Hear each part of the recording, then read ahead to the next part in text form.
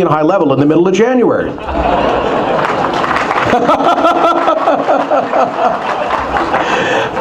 This young guy put up his hand. So Dan loved it. He loved what I loved too. By the way, is your Uncle Rick here? Do you mind if I tell that story? No, he's not here. Do you mind if I tell that story? Because here we are in Peace River. I think I maybe told this last year at this event.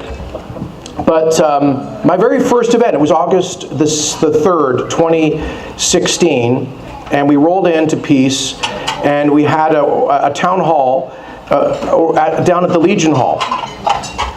And one of the great things about the Legion Hall, cheap beer, right? And meat raffles. Justin's going to ban the meat raffles, by the way. So we're down at the Legion Hall, and we're doing one of our very first pro-unity events. And not many people showed up. Dan, it was only about 10, 12 people, and I was kind of a little bit discouraged. But I gave my pitch, and it was pretty well received.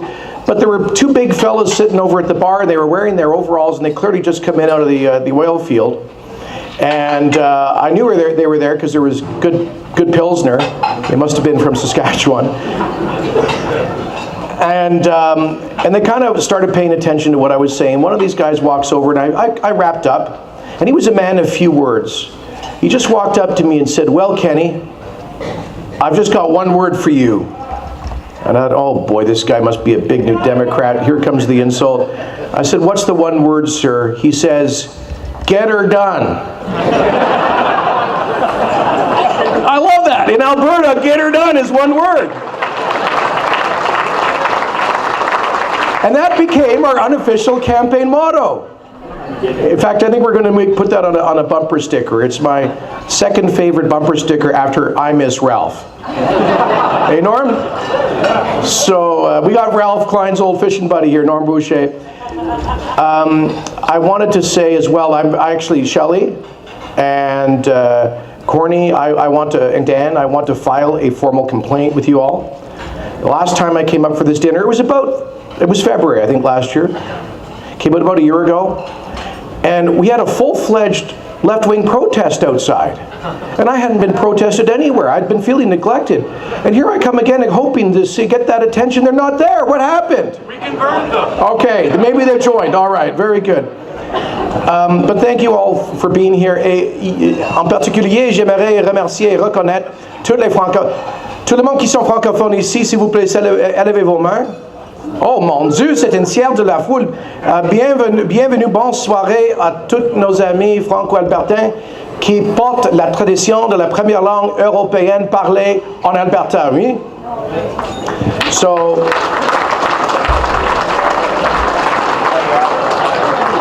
I'm saying, no, listen guys, this is important. On a besoin de vous, hein? Moi, je vais louer un avion pour prendre tous les francophones de l'Alberta au Québec pour convaincre les Québécois de l'importance de notre industrie pétrolière. I just said we're going to put all of our francophones on a plane and take them down to Quebec to convince them about the importance of our energy industry.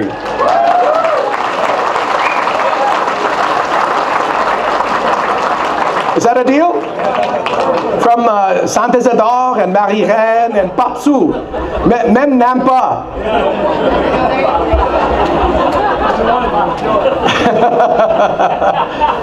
Guys, I love it up here. As Dan put it so beautifully, I love the Northwest. It's why I started our Unity campaign here. It's why I'm starting our pre-election campaign. This is in so many ways the heart of Alberta. It's the last part of Alberta that was settled. And the folks, first of all, you know who our first entrepreneurs were? The First Nations people. These are tough, resilient people. To survive in this tough environment with no modern technology in all those centuries, they had to be developers of our resources, our natural resources, and they had to trade with one another in other communities. Do you know who the first people that used bitumen oil was? It was the First Nations Cree who used it to seal their canoes. They showed us, all the rest of us who came, the way. They welcomed the fur traders as traders and entrepreneurs.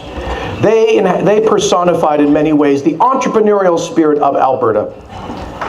It's true. And they still do. and our Métis people, and then think about the missionaries who came here. You know, just think about this for a moment. These nuns who came here, some of them came from aristocratic French families. And the next thing they know, they're taking a canoe down the Athabasca River and setting up a school or a hospital or a mission to provide education and healthcare. They set up the first schools and hospitals in Alberta here in the Peace Country, and we owe them a great debt of gratitude too. Those are tough women, tough women. And then think about the pioneers who came up here 100 years ago. This is the newest part of the New World.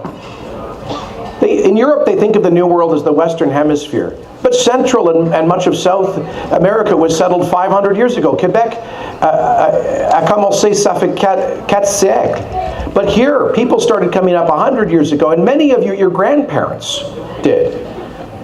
And they didn't have the luxury of a train in those days. They walked up here. These were rugged people. And as Dan said, these are people who left behind warm homes and settled farms and communities, who went to the ends of what was then considered the ends of the earth to take a chance on maybe a plot of free land, maybe the opportunity to be a trapper, maybe the opportunity to start a small forestry logging mill. These are people of incredible character to whom we owe everything, and they personified the Alberta spirit.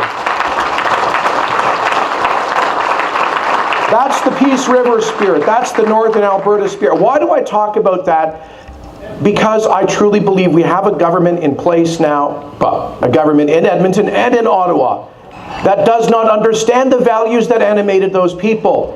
And by the way, what they did, the spirit of that continues on to this day, in the spirit of enterprise and the work ethic of the Peace Country. You know, yesterday I was at Trican Well Services in Grand Prairie, and Trican is one of the largest oil field service companies in the country. How many of you, by the way, are in the oil or gas business or oil field? Oh my gosh, there you go. Give these guys a hand. Thank you for keeping us warm. Thank you for generating the energy and the wealth on which we all depend. You never hear that from political leadership in this country. In fact, you know, to the contrary, our Premier, shortly after she took office, went on live television and she said that she was tired of Alberta being, quotes, the embarrassing cousin that no one wants to talk about. The embarrassing cousin that no one wants to talk about. You know what she was talking about? Our energy industry. Our energy industry. And it reminds me of when Justin Trudeau went to, they have this meeting in Switzerland in this town called Davos.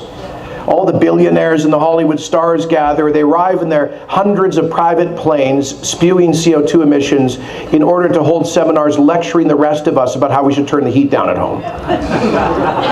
So Justin fits in right in. He fits in perfect. So Justin was there in January of 2016 at the Davos Summit, and he stood up at the podium and he said, "My predecessor, Mr. Harper, wanted you to know Canada for its resources. But I want you to know Canada," he said, "for its resourcefulness." What? What is he talking about? What is this guy? He has no clue. I was standing there at Trican Well Services yesterday, and I said, "Mr. Trudeau, this is resourcefulness. This is resourcefulness right here." Think of what Trican and other people in the oil field do. These are guys who have developed cutting-edge technology thanks to hundreds of millions of dollars of research and development, science and technology applied commercially to develop complex gas fracking or fracking operations that can drill horizontal wells kilometers under the ground, thousands of meters below the ground, and meters out, thousands of meters out, to recover energy reserves that were considered unrecoverable 20, let alone 40 years ago. To extract that energy in an environmentally responsible way, to heat our society, and to fuel